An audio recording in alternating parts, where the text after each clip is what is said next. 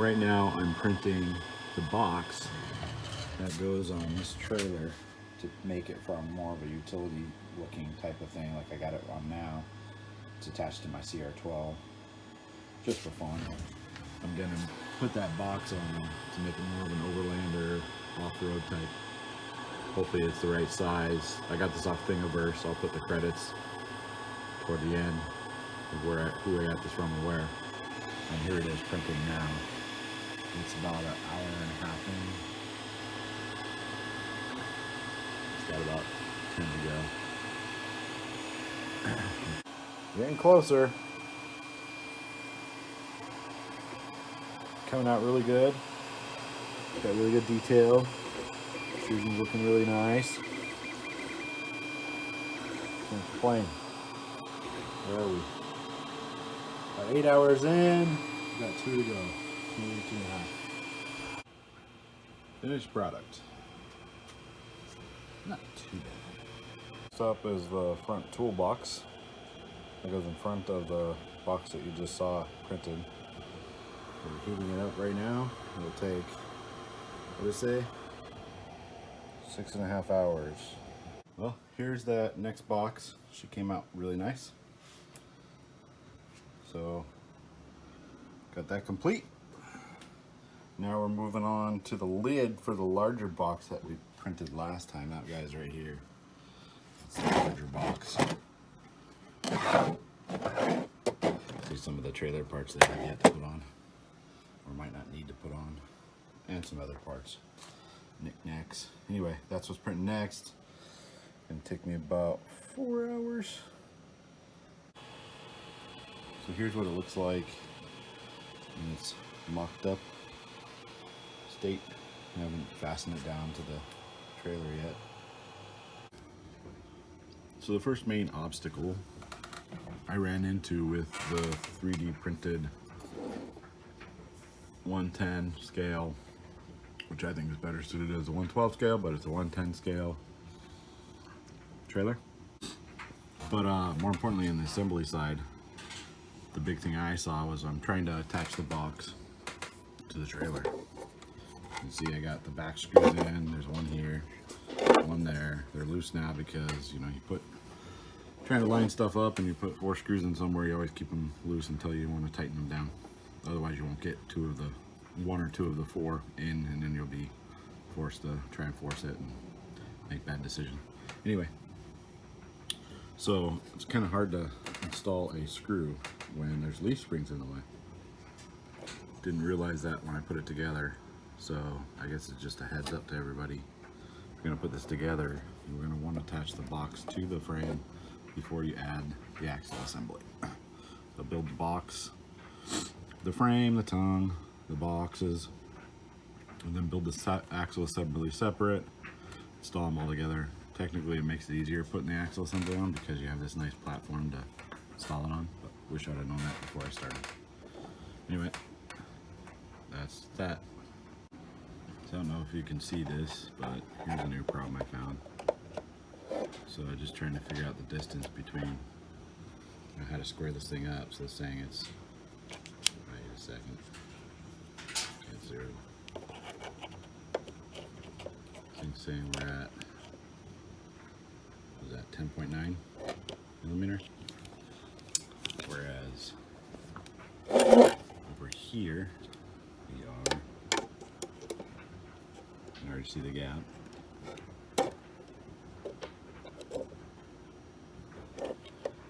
9.1. So my next question is that because it's screwed on, not square? Everything's loose.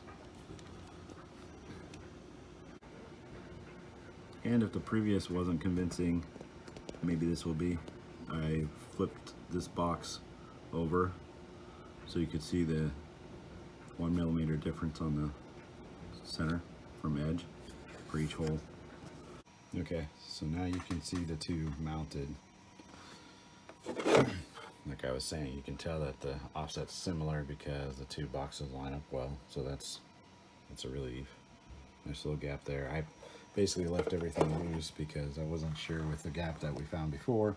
I didn't know if these two boxes would have an issue, but left some good space there, so these can mount up pretty well. Once this fastens down, this thing will come true. Not sure why we didn't put extra bolts here, but except maybe it interferes with the leaf spring assembly, and it's kind of like, who cares? It's just a box.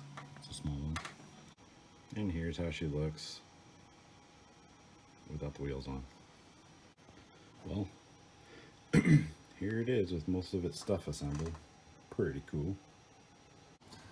So, fit check complete. You see my CR10. You see my CR10, a little dirty, went out yesterday. Or was it the day before? I don't recall. And here it is, attached to the trailer.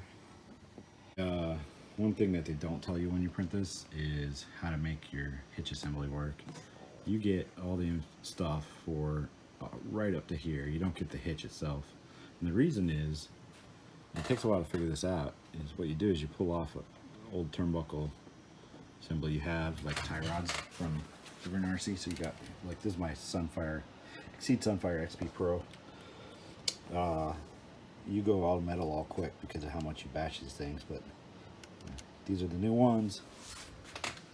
Always save your old ones just in case you need them. In this case, I needed it to come up with both a hitch, because I was really trying to figure out how I could come up with a strong hitch design, and then two, the rest of your tongue for your trailer hitch. Ignore the stupid attempt on attaching the two. I was thinking like, oh, I got these extra points, maybe when I go over bumps and big rocks and stuff, I get more degrees of freedom, but all it did was create more points for failure, and it didn't survive the first test. It went over one major bump, and it's on a previous video. This thing just ripped out right here.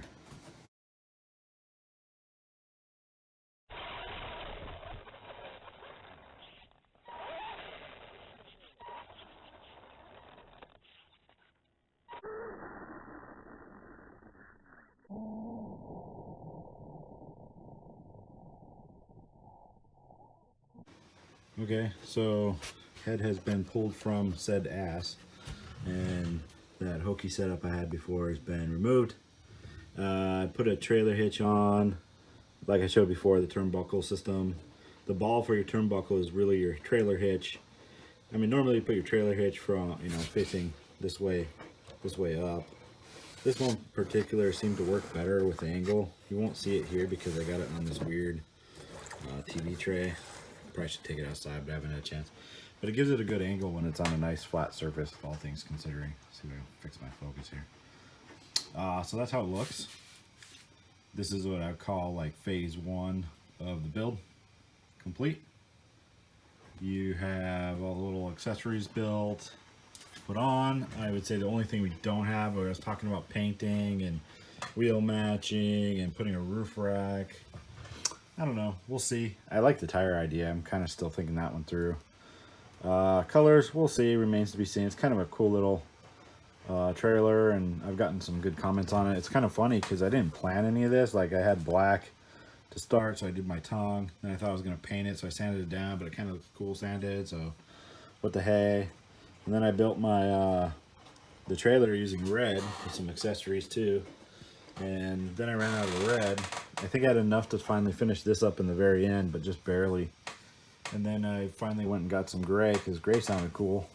I just got the printer, so I've been, you know, learning as I go. And so that's what finished it off. So it wasn't like any of this was planned, but, you know, I was always thinking I was just going to paint it. Taking it a step further, my daughter, see if I can get this out without screwing everything up, she made me something really cool. Now, that ain't an overland trailer. I don't know what it is. Can't beat that. Look at me now. Yeehaw. Anyway, that's the new build, and I'll call this Rev 1. I still need to put lights in the back, the license plate. I don't like how the doors don't open, but you know, whatever. Some people had other comments of like maybe get a picnic table, and you know, my buddy Big Chuck on his channel on YouTube, go to Big Chuck, you'll see his awesome stuff, but he recommended maybe like a campfire and a picnic table. I think that's pretty sweet. I might do that. It's easy to print, and then we'll be good to go. We'll take it out sometime and have a cool run with it and see how she does. Alright, thank you very much, and let me know what you thought about the first part of the build. Later.